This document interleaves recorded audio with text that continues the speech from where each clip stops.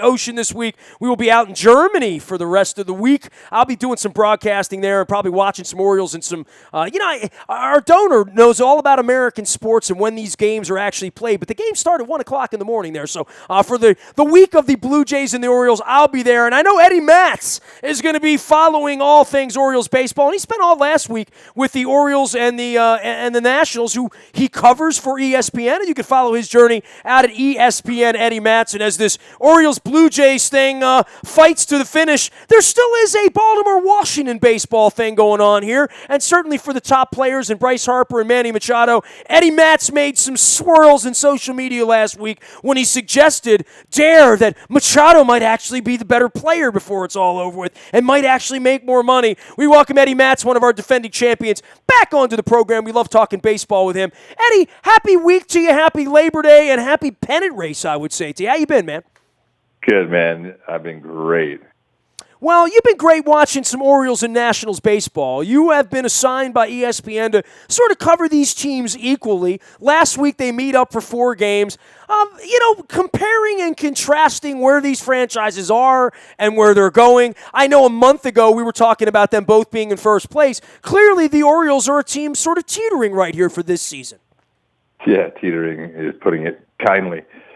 They seem to be melting. They seem to be collapsing. House of Cards is the phrase that comes to mind, not the television show, but the House of Cards that we've all seen that breaks because it's a House of Cards.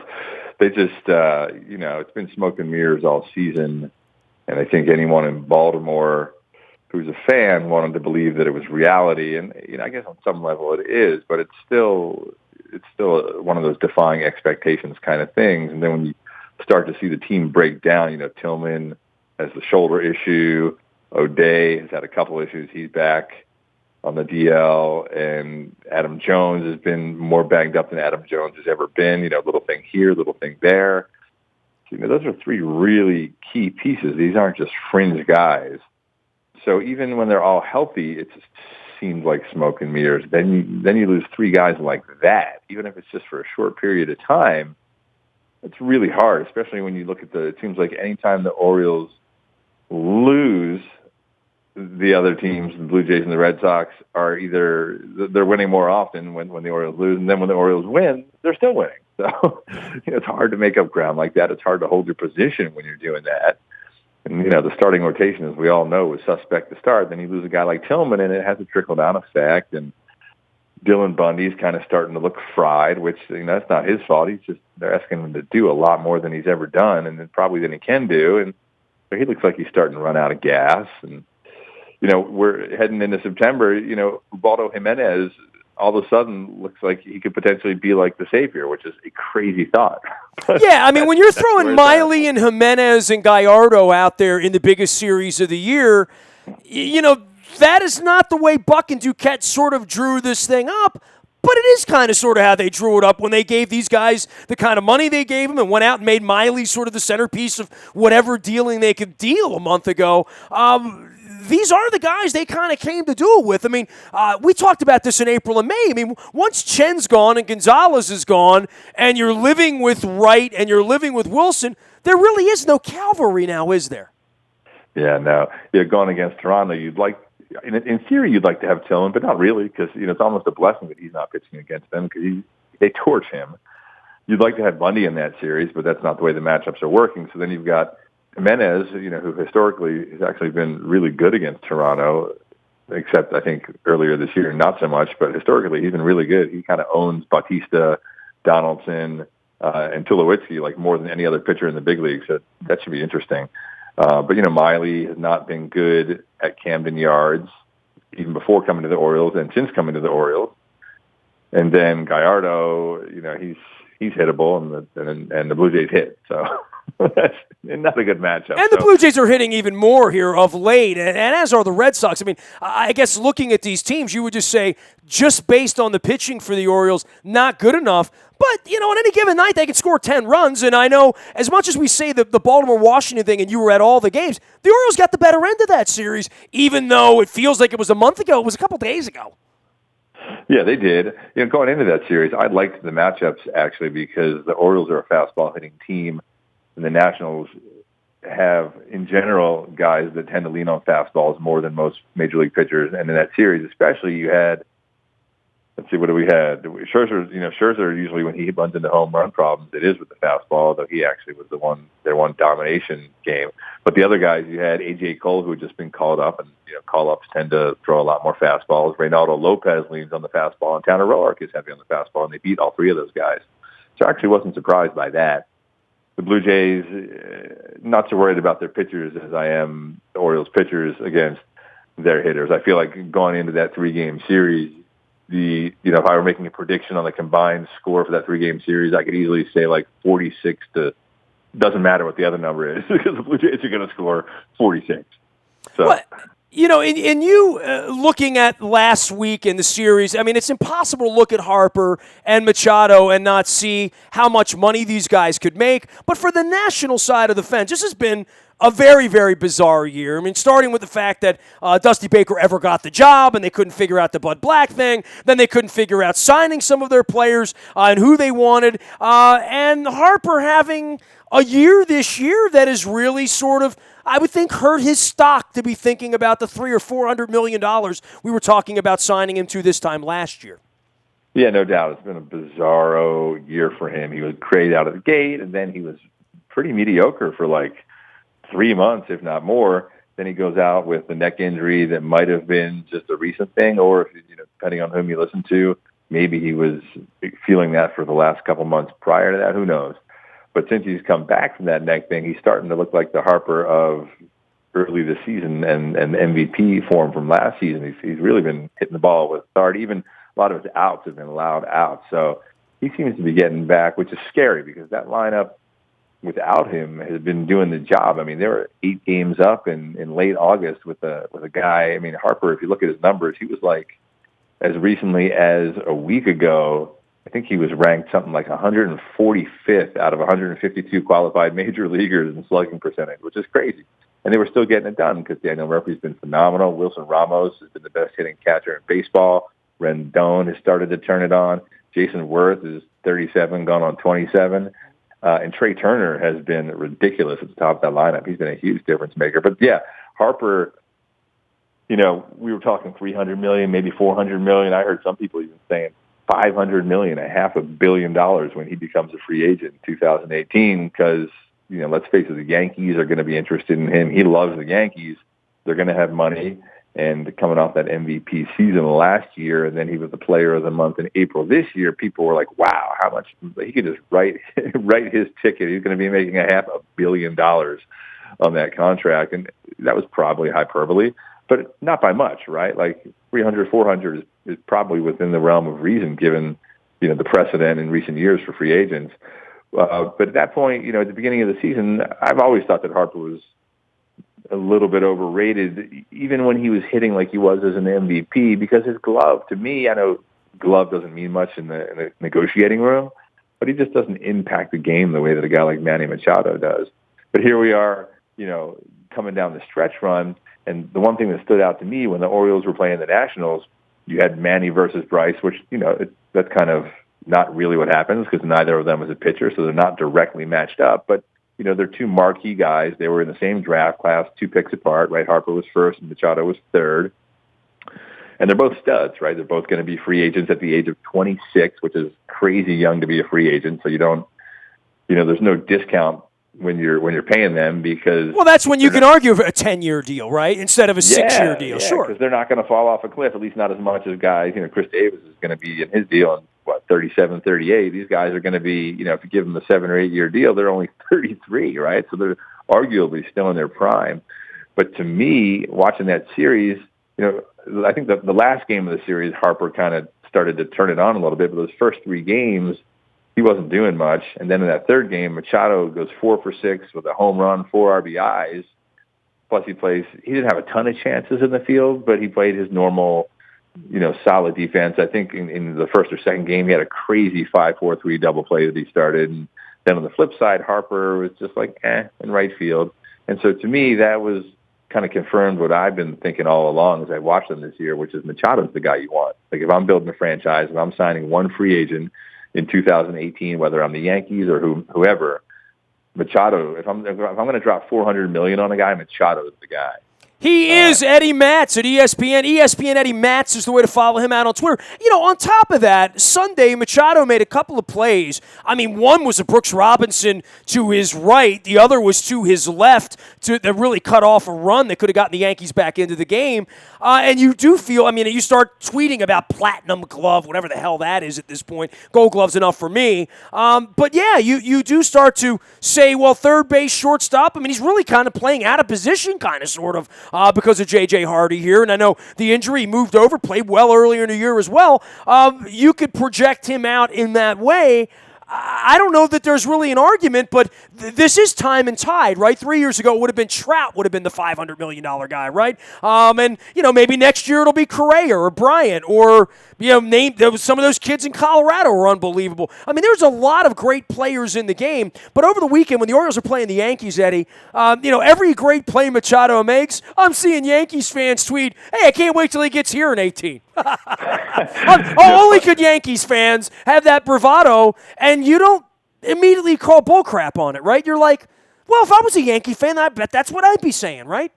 It's funny you say that because earlier in August, I was on vacation with my family for a week, and I took my boys. They hadn't been to Yankee Stadium, so we went as the spectators, and we were sitting in the stands, and the guys behind us were these two, textbook, exactly what you would expect from Yankees. Forgot about it. I want peppers and onions on. Yeah, I know that guy. Yeah, I met him. We got to talking to him, and we told him we were from Baltimore. And, oh, boy. They asked my boys, my boys are obviously Orioles fans because we live in Baltimore. And so this guy starts going on exactly what you're saying. He's like, oh, it's going to be great when Machado comes here in 2018. He's coming here, right? I was like, every Yankees fan believe. Hey, as a weekend Wizards fan, I believed Kevin Durant was going to Washington right up until he didn't. That's all you've got to hold on to when you're a sports fan, right? When you can't draft them, you have to wait for him to become free agent so you can sign them, right? Yeah, no, and so then it comes to a question of who. Is Machado going to want to stay in Baltimore? Will he get himself locked into a long-term extension, or is he going to take it to free agency? Remains to be seen. To me, he's more likely than Harper, a lot more likely to stay where he is than test the market, because I just feel like Harper needs to be in the brightest spotlight possible. Machado, obviously, he believes in his talents, and he's got ego too. But I could see him staying put more so than I could see Bryce staying put. So then it just becomes a question of does he want to? Can the Orioles make the right offer? And it remains to be seen. I think if it happens, it'll happen this coming off season. So we'll see. He is Eddie Matz. ESPN Eddie Matz is the way to follow him out on Twitter, and you can follow his work at ESPN.com. He does cover the Nationals as well as the Orioles. Bottom line, Eddie, I can beat around the bush here. In your mind, are the Orioles going to be playing baseball in October? 50-50. I would say that at this point, I'd be shocked if they won the division just because Toronto's doing what they did last year. I feel like their muscle memory is kicking in, and they're like, okay, we're the Blue Jays. We have the stacked lineup, and their pitching's been, I think, a lot better than people expected because no one expected Jay Happ to do what he's been doing. Did you laugh at that signing like the rest of us, or no? When they did that, did you? I didn't laugh at it. I thought it was fine.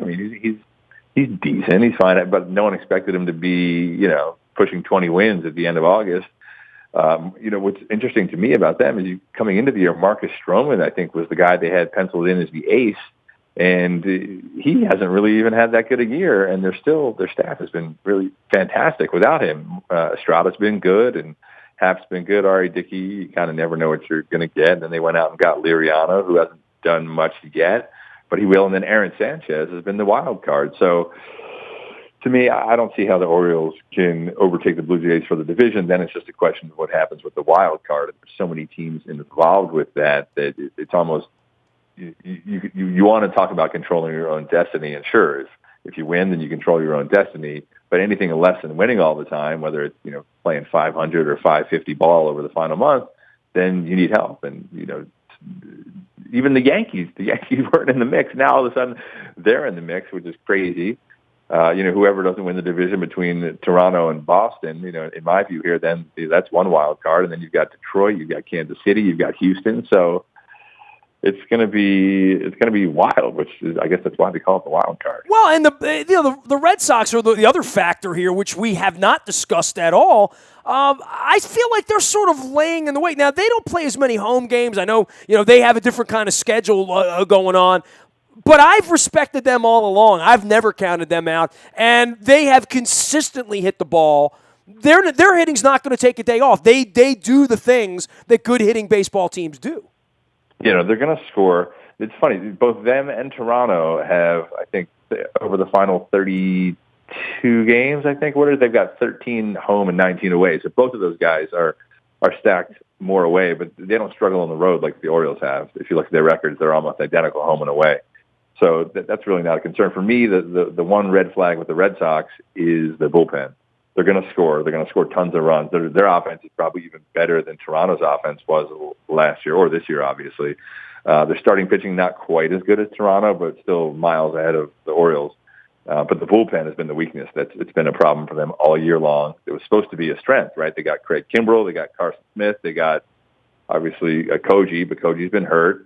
Smith is out for the year. Kimbrell was ineffective and hurt. Now he's finally kind of getting back to what Kimbrell does, but they still have big problems there. They're kind of ranked towards the bottom in AL and ERA. They walk a bunch of guys. So if there's one Achilles heel for them, it's going to be the bullpen. They're not the only team that has that problem, but so they're not perfect either. But I still think they stand a better shot than the Orioles do, but not quite as good as the Blue Jays. You loving this baseball pennant race, aren't you, Eddie Matz? I mean, who knows? It's exciting. This is what you want, right? There's only two legit pennant races right now coming into September. You got the NL West and you got the AL East.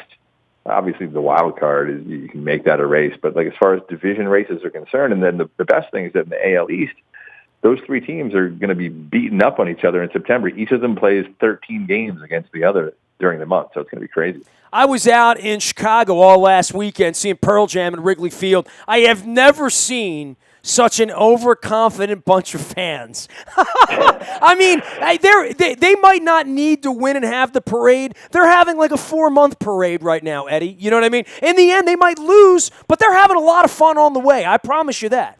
Yeah, but don't kid yourself. If they lose, that parade stops immediately, and it goes back to torture. And I don't know about you. It's funny. Last year, when the Cubs were gone on their run in the postseason, they were still lovable. Even me, I was like, this is I don't great. Like them. I'm rooting against them. I'm with you. I love Joe Madden, and I'm hating on him right now. Yeah, just every single guy on that team is likable, but then in the aggregate, all of a sudden, they're the Patriots. It's like, I'm done. Because you've met their fans. I mean, I hung out with their fans last weekend, and it made me want to be a White Sox fan, quite frankly.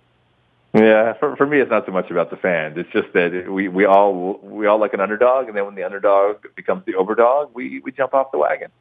Kind of like the Red Sox. Exactly. Eddie, great having you on. I'm glad you had a good time with your kids at the ballpark, too. Always appreciate the visits. We'll be following your journey out on Twitter at ESPN Eddie Matz, and, of course, out at the worldwide leader at ESPN.com. Great having you on, pal. All right, Nestor. Safe travels. Always a pleasure. He is Eddie Matz, and you can follow him out at ESPN. ESPN. They don't sing that one anymore, do they? Dun-dun-dun, dun-dun-dun. You can find me, Nasty, at WNST.net anytime, anywhere, including all of our social media, LinkedIn, Facebook, Twitter, Snapchat, Instagram. We're going to be over in Germany all week, 6 hours ahead. But in the same time in social media, there'll be no embargo on any of the fun or any of the news or any of the culture or any of the German stuff I'm going to eat. I'm finding pastries I didn't even know about. I'm going to eat strudel. I'm going to eat spätzle. I'm going to eat schnitzel. I'm going to eat frankfurters. I'm going to get off on Ausfarts. That's an exit, by the way. That's the only German I know. I know Dankeschön and I know Ausfahrt. That's AUSFAH. RT, I think. I'm going to Google that. During the break, I'm going to Google that. You can find me also out in the Bio Toyota Audio Vault 24 hours a day from anywhere in the world, including Germany, by downloading the TuneIn Radio app. Our morning newspaper reaches your email inbox at 7 a.m. each and every morning. It is brought to you by Planet Fitness and PlanetFitness.com. And last but never, ever least, breaking news happens first on the WNST Tech Service. That is brought to you by Coons Ford of Security Boulevard. Dennis will be here on Thursday driving you home. I am Nestor.